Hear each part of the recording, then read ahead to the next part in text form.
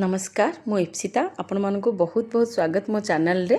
चलतु आज बनैबा जह्नी आलू भजा जहाँकि ओडिशार घरे घरे होता है और ये खाइबा को बहुत टेस्टी और आपको पखाल सांगरे खाइले बहुत टेस्टी लगी था। पखालार मजा बढ़ी जाता है। तो चलतु आउ डेरी न करिकी रोसेटी स्टार्ट करवा। एइथिपाई मो आधा किलो जह्नी को नहीं जाइछि। आपण चाहिले क्वांटिटी कम अधिक करें। आपको एक गोटे गोटे इंच दुई साइड रे काटी गोटे गोटे इंच तार सिरा गुड़ा को प्रथमे चांची नेबा तापरे मझिरु पील कर देबा जो थे कि चांचीबारे सुविधा हबो। तापरे देखंतु आकु मझिरु गोटे कट लगे देछि। तापरे हाफ सर्कल रे छोटे छोटे पीस कर नेछि। आपणक हिसाब रे छोट बड़ पीसेस काटी परिबे। एथिरे किछि प्रॉब्लम नाही। देखंतु एठी मु सबु जन्नी गुड़ा को आराम रे काटी नेछि। तापरे एथिरे मु दुईटी आलू दौची जो थे कि मुझे से गुड़ा को जह्नी टाइप रो ही छोट छोट पीस करी काट नहीं। आपड़ चाहिए आलू क्वांटिटी अधिक कम भी करें कि बिना आलू रे ये टिके कम टेस्टी लगी थाए किंतु आलू पकेले यार टेस्ट दुई गुण हो जाए थाए। देखंतु आलू को दुई थर धोई नेबा ता स्ट्राच बाहर जिवो। एठी मु गोटे प्याज को स्लाइस करी दउची पूरा लंबा लंबा जमीती भजा पई आपण काटंती सेमिति स्लाइस करी नउची।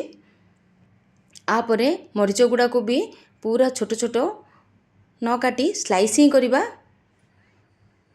देखंतु एठी मो मरीच को भी स्लाइस मझिरु चिरा लगई तापरे स्लाइस करी नउची। एठी आलू प्याज कटा सरला आपरे भजाटी स्टार्ट करवा। देखंतु एबे मु गैस रे गोटे कड़ाई चढ़ाई। एठी मु सोरिष तेल यूज करूची। डेफिनेटली आपण सोरिष तेल यूज करिवे जो थे कि टेस्ट बहुत बढ़ी जिवो। आपरे किछि सोरिष देइची मु तापरे जीरा देइची। एगुडा को टिके फुटीबा पई छाडी देबे। देखंतु तापरे मु काटी रखी पियाज को दे दूची मरीच को भी दे दूची। आपको टिके हाई फ्लेम रे भाजीबे जेतेबेला पर्यंत पियाज टिके ब्राउन हो जाए कारण जह्नी रे बहुत सारा पानी थाए।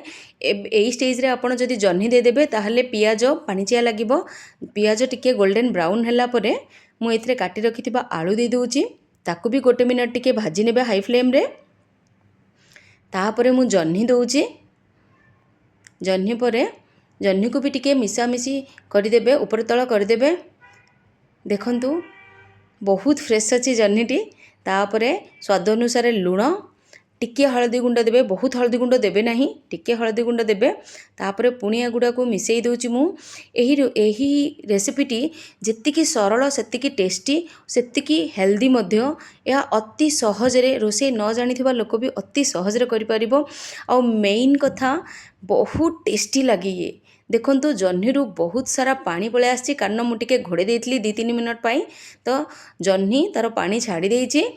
एबे मने रखंतु आउ कभर करिवे नाही। आकु हाई फ्लेम रे आरो पानी गुड़ाक सुखिला पर्यंत रोसे करिवे जहा द्वारा कोन हबो जह्नी आउ मिलमिला न होई साइड रे जह्नी आ आलू भजा सुखा सुखा लागिबो भजा टाइप रो लागिबो। देखंतु एबे मु बिना कभर करिकी आकु करिकी 5 मिनट हे गला आ तळपटे टिके टिके ब्राउन भी हे गला।